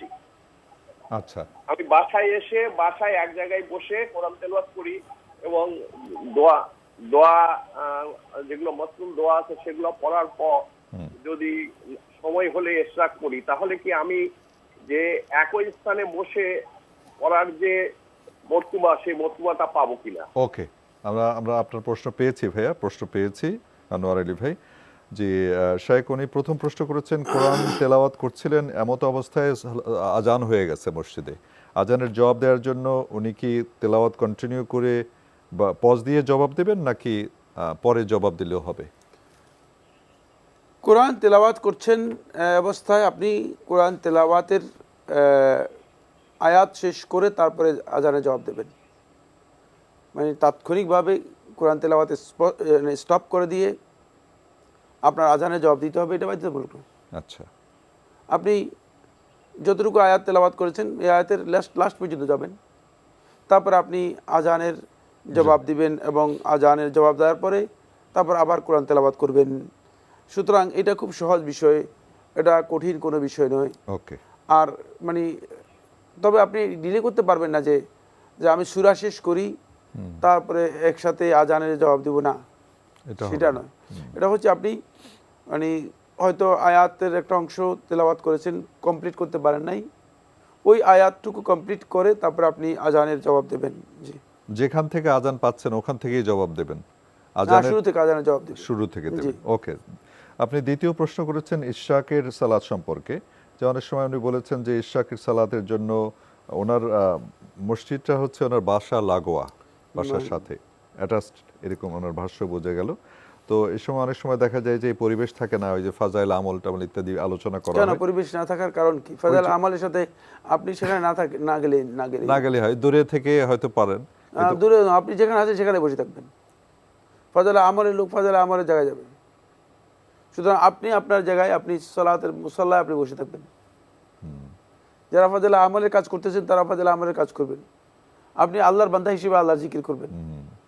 আচ্ছা, সুতরাং আপনি এখান থেকে উঠে গিয়ে বাসায় চলে যাবেন, বাসায় গিয়ে আপনি তাহলে আপনি ওই ফজিলতটুকু পাবেন না, এমনি ফজিলত পাবেন, সালাতের ফজিলত পাবেন, কিন্তু ওখানে ইশরাক সালাতের যে ফজিলতের কথা উল্লেখ করা হয়েছে সেই ফজিলতটুকু পাবেন না। ওকে, জি, ক্লিয়ার হয়ে গেছে। আশা করছি ভাইয়া আনোয়ার আলী আপনি প্রশ্নের উত্তর পেয়েছেন। সালাম আলাইকুম। দর্শকে আছেন, পরিচয় দিয়ে প্রশ্ন করুন। ওয়ালাইকুম আসসালাম ওয়া রাহমাতুল্লাহি জাযাকাল্লাহু খাইর। আরিফ, চট্টগ্রাম থেকে। জি, চট্টগ্রাম থেকে কে বলছেন? আরিফ ভাই, প্রশ্ন করুন। জি, আমার প্রশ্ন দুইটি। জি, প্রথম প্রশ্ন, আল্লাহুম্মা বাঈদ বাইনি ওয়া বাইনা খাতায়ায়া, এই সালাটা কি আমি ফরজ নামাজে সানা হিসেবে পড়তে পারবো? আমরা আপনার প্রথম মানে কি তেলাওয়াত করলেন এটা আমরা বুঝতে পারিনি ভাইয়া।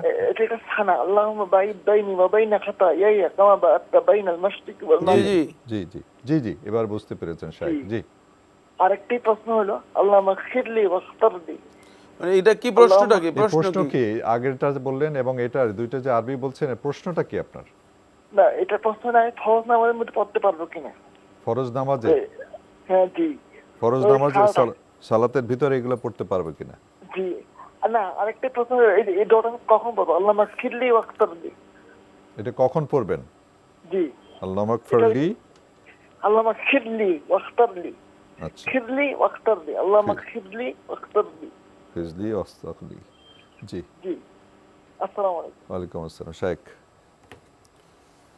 ফরজ সালাতের মধ্যে আল্লাহুম্মা বা'ইদ বাইনি বাইনা খাতায়া কামা বা'আতা বাইনাল মাশরিকি ওয়াল মাগরিব, এটা ফরজ সালাতের দোয়াউল ইস্তিফতাহ সহিহ সনদে সাব্যস্ত হয়েছে। সুতরাং সহিহ সনদে সাব্যস্ত হয়েছে দোয়াউল ইস্তিফতাহ হিসেবে এটা পড়া জায়েজ, শুধু জায়েজ না বরং সুন্নাহ, বরং জুমহুর আহলে হাদিসগণ এটাকেই মানে সুন্নাহ হিসেবে উল্লেখ করেছেন। জুমহুর আহলে হাদিস যারা আছেন তারা বলেছেন যে এটাই হচ্ছে সুন্নাহ। মানে আমরা যেটা বলে থাকি সেটা হচ্ছে এটা বেশি গুরুত্বপূর্ণ, দোয়াউল ইস্তিফতাহ হিসেবে এটা বেশি সালাফদের কাছ থেকে প্রমাণিত হয়েছে। সুতরাং সালাফে সালিহিন করে এটাই পড়তেন। আর পরে যেই দোয়াটি আপনি উল্লেখ করেছেন এই দোয়াটি দোয়াউল ইস্তিফতাহ হিসেবে আসে নাই। আচ্ছা, দোয়াউল ইস্তিফতাহ হিসেবে আসে নাই। জি জি শাইখ অসংখ্য ধন্যবাদ। আজকে আমরা আর দর্শকদের ফোন নিতে পারছি না। দর্শক আজকে আপনারা যারা প্রশ্ন করেছেন শাইখ উত্তর দিয়েছেন, আশা করছি আপনারা সবাই আলোকিত হয়েছেন। সপ্তাহের বাকি দিনগুলোতে আপনারা আমাদের বিকেলবেলা যে অনুষ্ঠানটি হয় সেখানে আপনারা প্রশ্ন করতে পারেন, মেইল পাঠাতে পারেন। রবি থেকে বুধবার আমাদের অনুষ্ঠানটি অন এয়ার হয়ে থাকে। আপনারা সেখানে প্রশ্ন পাঠাতে পারেন এবং ইমেলও করতে পারেন। ঠিকানা বলছি, পরিচালক আপনার জিজ্ঞাসা, এনটিভি, বিএসসিসি ভবন, 7ম তলা, 102 কাজী নজরুল ইসলাম এভিনিউ, কারওয়ান বাজার, ঢাকা 1215। ইমেল করতে পারেন আপনার জিজ্ঞাসা @ntvbd.com। দর্শক এ পর্যায়ে রয়েছে আমাদের সাপ্তাহিক আরেকটি আয়োজন, এই লাইভ অনুষ্ঠানের বই পরিচিতি। আমাদের আজকের বই শয়তানের চ্যালেঞ্জ মোকাবেলা, আল্লাহর কাছে প্রার্থনা। শয়তানের চ্যালেঞ্জ মোকাবেলা, আল্লাহর কাছে প্রার্থনা আজকের বইটি। এটি লিখেছেন হাফেজ মাওলানা নূর হোসাইন, দারুস-সালাম বাংলাদেশ প্রকাশনী থেকে। এখানে অনেকগুলো সূচি রয়েছে, আমি কয়েকটি বলছি। শয়তানের চ্যালেঞ্জ মোকাবেলা, আল্লাহর কাছে প্রার্থনা, ইবলিসের পরিচয় ইত্যাদি, এরকমগুলো অনেকগুলো টপিক নিয়ে এখানে আলোচনা করা হয়েছে। কয়েকটি অধ্যায় রয়েছে, মাসনুন দোয়া ইত্যাদি। তো সব কিছু মিলিয়ে শাইখ, শয়তানের চ্যালেঞ্জ তো আমরা প্রতিনিয়ত মুখোমুখি হচ্ছি। আল্লাহর কাছে প্রার্থনা তো আমাদের করতেই হবে। আপনি যদি এই বইটি সম্পর্কে কিছু বলতেন। শয়তান তো আসলে আল্লাহ তাআলার কাছেই কসম করে একটা চ্যালেঞ্জ দিয়ে এসেছে। সেটা হলো এই যে লাআতিয়ান্নাহুম মিন বাইনি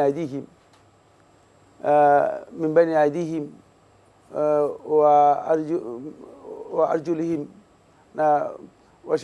ওয়ান আইমানিহিম ওয়ান শামাইলিহিম, যে আমি অবশ্যই তোমার বান্দাদের ডান দিক থেকে, সামনের দিক থেকে, বাম দিক থেকে, সব দিক থেকেই তাদের কাছে আসবই। তো আল্লাহর বান্দাদেরকে শয়তান পথভ্রষ্ট বিভ্রান্ত করার জন্য শয়তান এটা তার শপথ করা পরিকল্পনা, শুধু পরিকল্পনা না, ওত নিয়েছে আর কি, ওত নিয়েছে এবং শপথ করা পরিকল্পনা। জি। সুতরাং এই চ্যালেঞ্জ শয়তান যে দিয়েছে, এই চ্যালেঞ্জের সাথে আল্লাহ তাআলা শয়তানকে বলেছে ইল্লা ইবাদিয়াল মুখলাসিন, তবে আল্লাহ তাআলার ওই সমস্ত বান্দাকে শয়তান এই কাজে আনতে পারবে না যারা আল্লাহ রাব্বুল আলামিনের ইখলাসের সাথে আল্লাহর আনুগত্য করবে, তাদেরকে শয়তান এই চ্যালেঞ্জের আওতাভুক্ত করতে পারবে না। জি। এক্ষেত্রে আমাদেরকে শয়তানের চ্যালেঞ্জ থেকে বাঁচার জন্য প্রতিনিয়তই শয়তান থেকে আল্লাহ তাআলার কাছে আশ্রয় চাইতে হবে। জি। শয়তান থেকে আল্লাহ রাব্বুল আলামিনের কাছে ধর্ণা দিতে হবে এবং আল্লাহ তাআলার কাছে দোয়া করতে হবে। ওরা আপনি দেখেন আল্লাহ রাসূল সাল্লাল্লাহু আলাইহি ওয়াসাল্লাম অনেকগুলো বিষয়ে আল্লাহ রাব্বুল আলামিনের কাছে পানা চেয়েছেন, অনেকগুলো বিষয়। জি। কেন পানা চেয়েছেন রাসূলুল্লাহ সাল্লাল্লাহু আলাইহি ওয়াসাল্লাম? এই জন্যই পানা চেয়েছেন যে কারণ শয়তান এইসব কাজ দিয়েই, মানে এইসব পদ্ধতিতেই শয়তান মূলত মানুষের মধ্যে শয়তানের যে কার্যক্রমগুলো আছে এই কার্যক্রমগুলো শয়তান ঢুকিয়ে দেওয়ার চেষ্টা করে। জি। শেখ কারণ এই পথগুলো শয়তানের পথ। সুতরাং শয়তানের এই পথগুলো থেকে আমাদেরকে বাঁচার জন্য সর্বোচ্চ চেষ্টা করে যেতে হবে, যাতে করে আমরা নিজেরা শয়তানের পথ থেকে নিজেদেরকে বাঁচাতে পারি। এবং আল্লাহ তাআলার কাছে যদি আপনি ধর্ণা দেন, তাহলে মান ইস্তাআজাহুল্লাহ তাআলা, যে ব্যক্তি আল্লাহ রাব্বুল আলামিনের কাছে আশ্রয় চাইল অথবা আল্লাহ তাআলার কাছে আশ্রয় প্রার্থনা করলো, তাহলে আল্লাহ রাব্বুল আলামিন তাকে আশ্রয় দিবেন, সে সবচেয়ে নিরাপদ আশ্রয় নিল।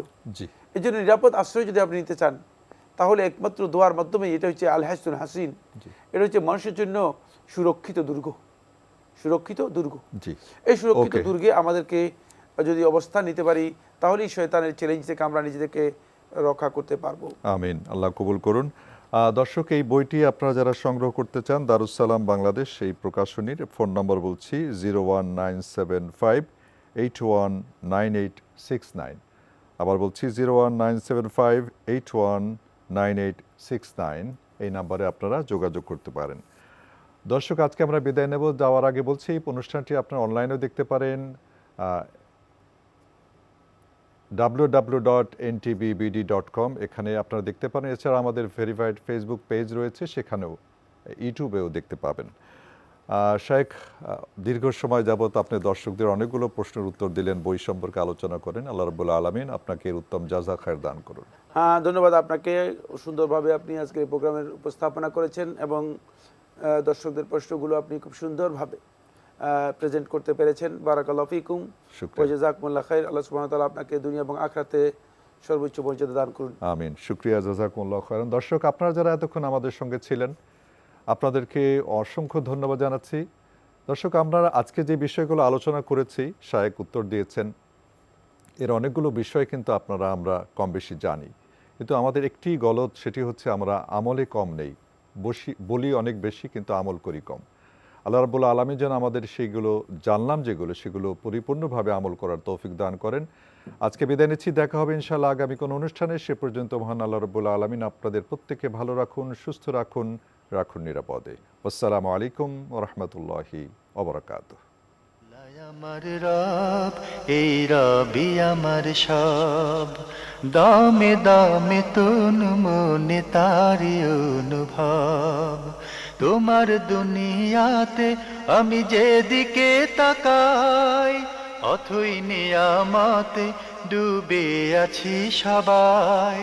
পাক পাখালির গানে শুনি তসবিহ কলো রব, তসবিহ কলো রব।